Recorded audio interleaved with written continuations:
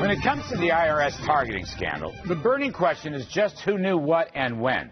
The Obama administration wants us to believe a few so-called rogue IRS employees in Cincinnati are to blame for the whole problem, but newly surfaced letters suggest that higher-ups in Washington, D.C. at the IRS had also requested additional information, including the now suspended Lois Lerner, who pled the Fifth before Congress last week. Ace reporter and CNBC contributor Robert Costa of the National Review joins us with the details. Robert, Jay Sekulow is coming on in a minute with another breaking story, but he gave an interview where he said this stuff didn't come in Cincinnati, this was Washington-made, and I want to ask you, does everybody finally agree that this was Washington-made? Larry, this is a huge development in the IRS scandal because for so long the IRS's tail on this was that it was all Cincinnati bureaucrats out in the Midwest making some mistakes with paper. But now Jay Sekulow and Cleta Mitchell, two lawyers for Tea Party groups, say that they were involved in Washington. The top IRS leaders were involved in sanctioning these searches of Tea Party applications. And, Robert, what's the buzz? I know the hearings are going to resume, I guess, next week.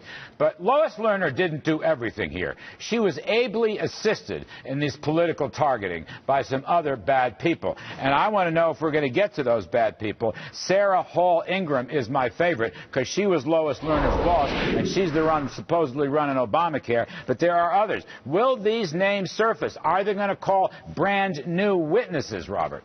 Oh, yes, Larry. I just got off the phone with congressional Republicans, and they are apoplectic about this news story about Lois Lerner being involved with the Tea Party searches. Because what they're hearing right now is Lerner took the Fifth. She's not talking to Congress, so they want to keep pressing the IRS bureaucracy, try to get some answers, and find out really how far does this go at the top of the IRS. Can they go further up the food chain? I'm talking IRS, into Treasury, into the White House. We already know that news traveled fast. It never got to the Oval Office, however, until very late in the game. Will Congress pursue the food chain? Congress is looking at this like a crossword puzzle. The White House says it was not involved, but that doesn't mean that the White House counsel, top Treasury officials were not maybe involved. And the question congressional Republicans are going to ask when they get back from recess is this.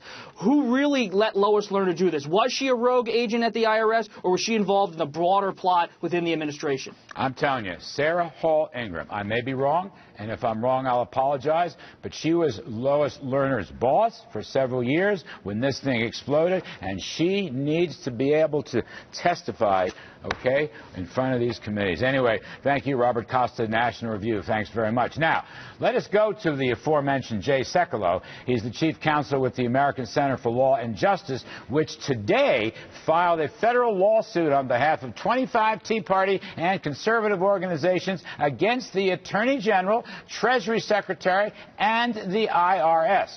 Our guest hosts are still with us, Jared Bernstein and Glenn Hubbard. All right, Jay, you're breaking a new story every single day. Tell us about this lawsuit, which is quite all-encompassing. Well, here it is. I mean, it's, as you can see, it's about an inch thick, Larry, and it is all-encompassing, although we list in the lawsuit 10 unknowns, and that is individuals we're going to try to get information about. But the lawsuit is comprehensive. It is asking for not only injunctive relief and damages, but we're also looking at exactly who did what and who knew what and who authorized this. First of all, this whole rogue agent issue, which is what the original narrative was, that has been completely eliminated as fact. I'm holding in my hand a letter. Larry, this is from the Department of the Treasury, Internal Revenue Service, from a tax lawyer, tax law specialist at the IRS that was involved in one of our cases. In Washington. We received a letter at the on IRS May 6th of 2013. In Washington, you're saying? In Washington. Yes, Washington, D.C., Maine Treasury. All right. Every time they make a statement, every time Jay Carney makes a statement, every time someone from the IRS makes a statement, I'm thinking to myself, did they not know that, of course, we have the letters because we were in correspondence with them for a year and a half? But they act as if this is coming as a complete surprise to everyone. But I think what you're going to see as the lawsuit progresses is we're going to get to the bottom line of who authorized this. Was it Lois Lerner? Were people over Lois Lerner? And what about the relationship between Lois Lerner and the White House? We know that when it came to trying to, quote, get ahead of the Inspector General report, that there was discussions with the White House counsel and the Chief of Staff, evidently not with the President. That's where I was pretty going. high up the food chain, and the Deputy Secretary of the Treasury. That's where I was going. it's the food chain. I mean, your lawsuit is very important, and it's interesting. It says that basically they're still targeting Tea Party and conservative groups. That hasn't stopped. But it's the food chain, I think, which is ultimately going to be great interest. Before I bring our panelists in, let me ask you this. What do Jay, you used to work at the IRS, if I'm not mistaken, as an attorney, so you know the inside. Long time ago, but yeah. All right, I understand. What do you make of this idea that Douglas Shulman, the former IRS commissioner, went to the White House 118 times? What they were talking about, nobody knows. He ain't talking. 118 times. His predecessor, Mark Everson, who's been on this show many times, was there once during the Bush years. This guy, Shulman, 118 times. What does that mean? That there was an awful lot of discussions about tax quote policy going on between the White House and the Commissioner of Internal Revenue, which is unprecedented in our history. I mean, this whole idea that you had all of these meetings and no one ever discussed, and this is what's so hard to believe. You had this targeting going on. The IRS issues that mea culpa, which meant nothing. But they knew this was going on for now 3 years. It's 2013. So we knew back in 2010 this was happening, and no one bothered to tell during these meetings that the Commissioner of Internal Revenue, we know he knew, that none of this happened, and that there was not targeting going on, and then they do this, 2.5 years later, oh yeah, we were targeting, we shouldn't have done that, we apologize.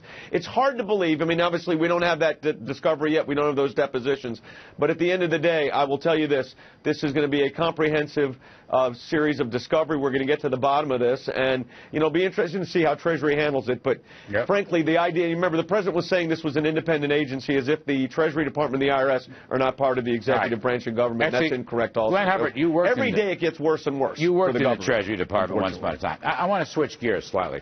I want to go to the Department of Justice and Attorney General Eric Holder. Okay, we learned yesterday, through some very good reporting by the New Yorker, that he had to shop around, or his deputies, they had to shop around to 3 judges in order to get this secret surveillance sign-off for the James Rosen, the Fox News reporter. Not 1 judge, not 2 judges, but they had to go to a 3rd judge. And then Mr. Holder himself signed the document that allowed the secret surveillance to go on. Yet, Glenn, my question is, how can he continue to tell us he never participated in any of that? Well, that's a question the lawyers will have to sort out. I mean, I think the big issue in this IRS scandal that we're talking about is the attempt to suppress political competition. That's something the country sorely needs in cleaning up our dysfunction. That's the real casualty here. All right. What do you think, Jay? Well, I'd like to. Can I ask Jay a question? Yes. We heard us, and I am not defending anything about the IRS here, but I want to get something straight. Is it true when we hear, like Bob Costas just said, that the IRS sanctioned searches of Tea Party groups?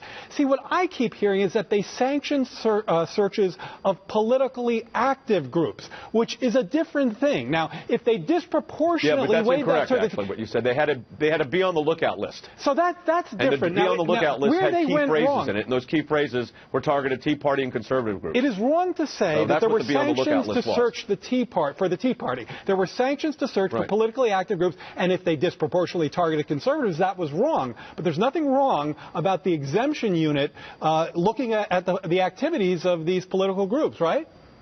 Sure, if they actually asked those questions. The problem in this case is when the IRS issued its information document request, the IDRs, they didn't ask those kind of questions. They asked, what is your issue advocacy? What position do you advocate with regard to that issue? What's your membership list? Have you ever considered running for public office? And what conversations have you had with members of the House or Senate or your local representatives? So that doesn't address the question of legitimate inquiry, which would be, what are they primarily engaged in, which is what actually the Internal Revenue Code says. By the way, they had a be on the lookout list. This is in the Inspector General's report. They had a be on the lookout list, and that be on the lookout list, as the IRS Lois Lerner admitted, targeted the Tea Party. That's not a dispute. That is fact.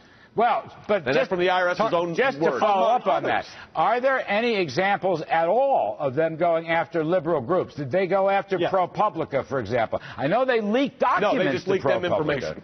But they didn't actually go after them. So this is like... Of course not. They actually leaked information about conservative groups to ProPublica. That's another lawsuit that's been handled. All right. Wait, so, are you saying, are you saying the exemption, Jay, you're saying the exemption unit never went after liberal groups?